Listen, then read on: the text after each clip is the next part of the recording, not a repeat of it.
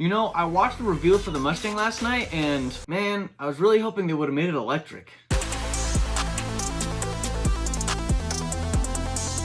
Okay, I was joking. I'm really glad it's not electric. There's definitely still a lot to talk about with this new model.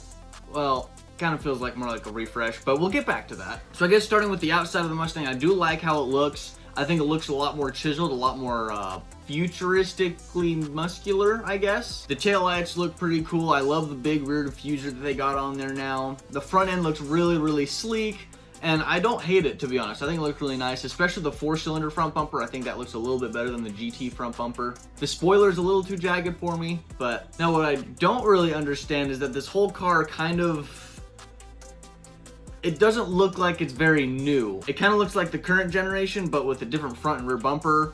It looks like a Camaro from the back, just from the way that the rear fenders are sculpted, and then how the taillights kind of jag inwards, kind of gives off a real Camaro vibe. Not only that, but it kind of looks like the car got into an accident in the back. Where the taillights kind of like jag inwards, it's so sudden that it looks like it kind of got into an accident, and that's what gave it that design. The front bumper, I think, looks a little too blocky, and to be honest, the front headlights make it look like an F-Type.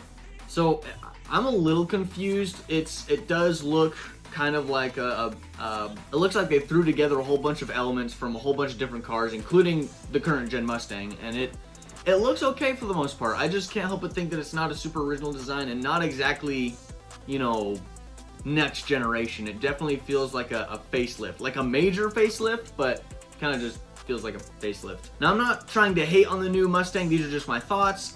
Like I said, I think it looks good. It is a good looking car. I would not mind owning one. I just wish that they could have gone with maybe a more sleek design, something maybe a little bit more original, something a little bit more reminiscent of the classic Mustangs, but this is what we got, and you know, it doesn't look bad. Now, moving on to the interior, this is probably where the biggest changes are, and I know there's a lot of controversy around this. The first thing I actually noticed when watching the reveal were the seats. I noticed the cutouts for the seat belts, and I was like, oh, that's super cool. And turns out you can actually get Recaro seats in this vehicle. But once you sit down, you'll be greeted by a really nice flat bottom steering wheel and a pretty sick looking screen setup. Now, I know this is kind of controversial. I personally like the way the screens look. I kind of like that style. I do wish it was integrated a bit better.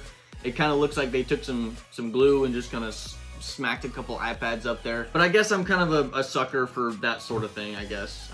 I think it looks okay. I do wish there were more knobs, like volume, for example, or climate control, because I can't really tell in the pictures if it has those. It looks like it has a single knob, but I'm not really sure what it does. And then there's the drift brake.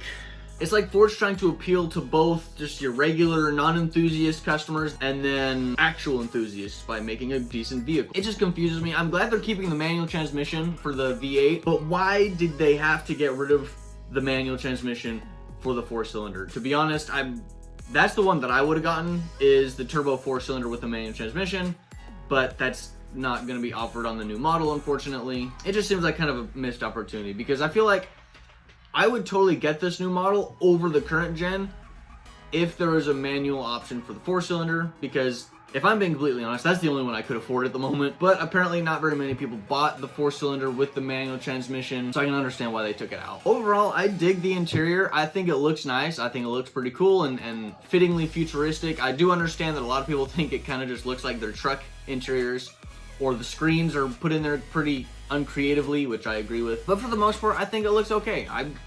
I wouldn't mind spending a lot of time in this interior. Now, the engines and the horsepower, that's where the real fun is, right? They're still using the 5.0, which is really nice. We were all afraid that they were gonna downsize or maybe turn it electric, but they kept the 5.0, which is really sweet. Now it's making over 480 horsepower, which I think is a 20-something horsepower advantage over the current generation. They also updated a couple things, like it's got dual throttle bodies and some other changes as well to make it just that much better than the current generation's 5.0. Apparently the 2.3 liter is a lot different as well. There's like a new injection system, it's better packaged, and they haven't said anything about the horsepower, but I'm assuming it's gonna be over what it makes right now, which is like 330 horsepower, I think, in the current generation. So maybe a 350 horsepower 4-cylinder Mustang, that'd be pretty sweet, to be honest. And then there is the Dark Horse. To be honest, this is probably the coolest reveal of the entire event. A 500 horsepower 5.0. That's insane. That is just awesome.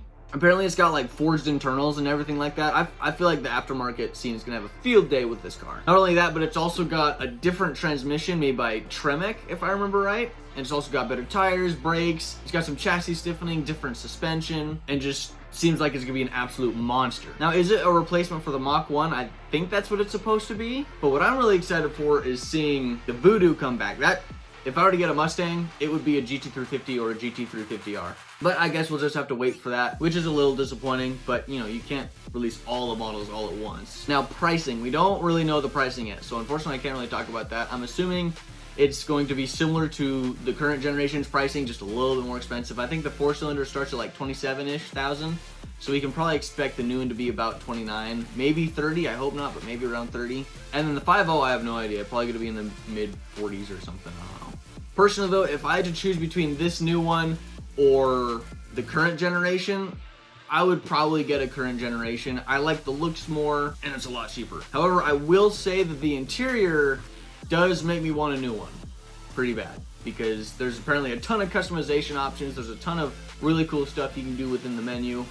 I would get the new Mustang just for the interior. I think overall this is a good step forward. I like how much technology they're putting into the car. They're really modernizing the Mustang. I do wish it was maybe modernized a little less. Just like I wish the exterior was less jagged, and I wish the interior was maybe a bit more sleek. But I would definitely take this over a Camaro or a Challenger, for example.